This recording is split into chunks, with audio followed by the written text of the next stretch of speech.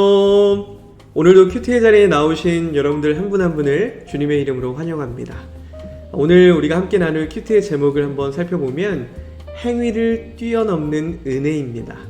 오늘 주님이 주신 말씀은 로마서 11장 5절에서 6절까지 말씀입니다. 우리 함께 읽어보겠습니다.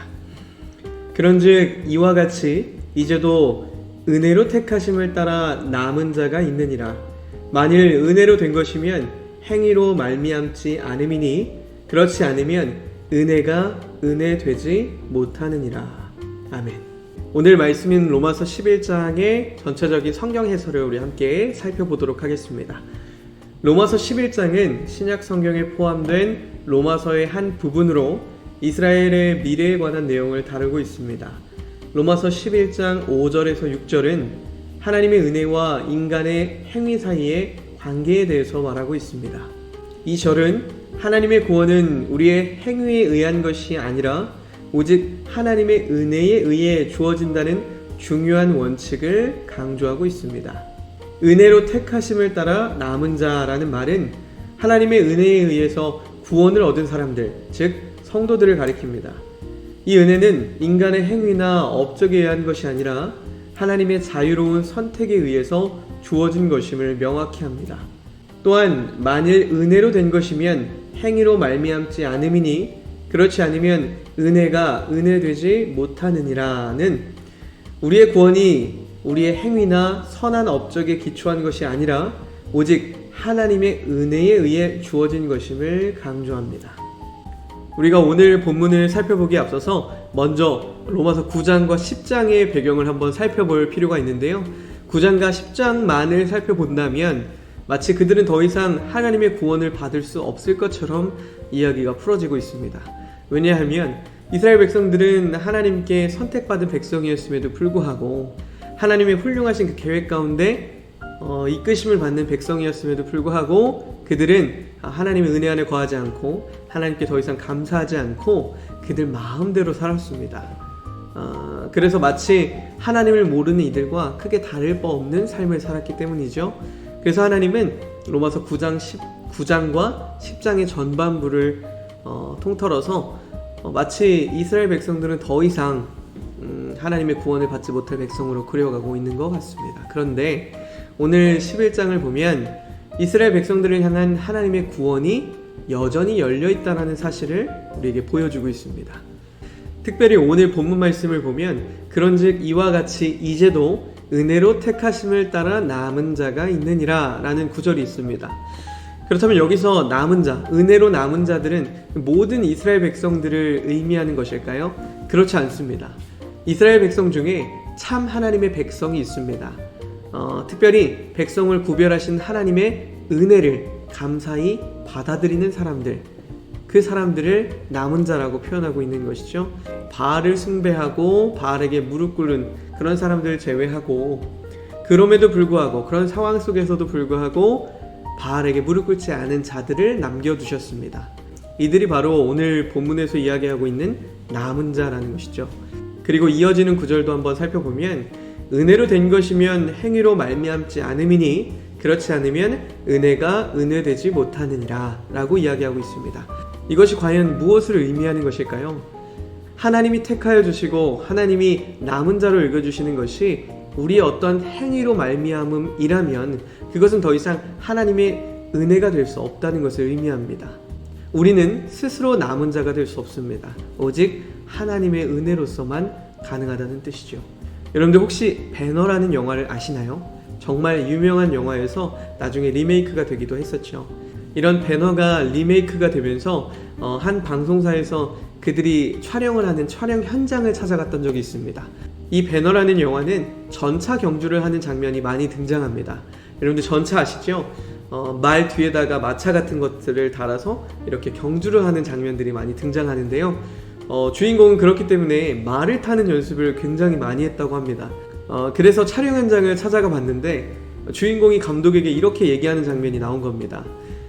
감독에게 자기 두 손을 보여주면서 감독님, 제 두 손에 난 그 굳은 살 보이시죠? 제가 촬영 때문에 정말 열심히 전차를 모는 그 말 뒤에서 전차를 모는 장면들을 위해서 열심히 연습했는데 제가 이제는 전차 정도는 끌 수 있을 것 같은데, 문제는 이 촬영 장면을 찍어야 되는 그 장면들이 상대편의 전차는 정말 막 바퀴도 화려하고 정말 최신식 전차인데, 주인공이 몰아야 되는 전차는 정말 허름한 전차인 겁니다. 정말 바퀴도 이제 막 으스러질 것 같고 허름한 전차인데, 내가 어떻게 이 상대편을 이기는 장면을 찍을 수 있을지 모르겠습니다. 이렇게 감독한테 이야기한 거예요. 실제적인 걱정이 들었던 것이죠. 그러자 감독이 이렇게 이야기합니다. 저는 이 장면이 참 큰 마음의 인사이트로 다가왔는데요. 감독이 주인공에게 이렇게 이야기하는 거예요. 당신은 그저 그 전차 위에서 버티기만 해주십시오.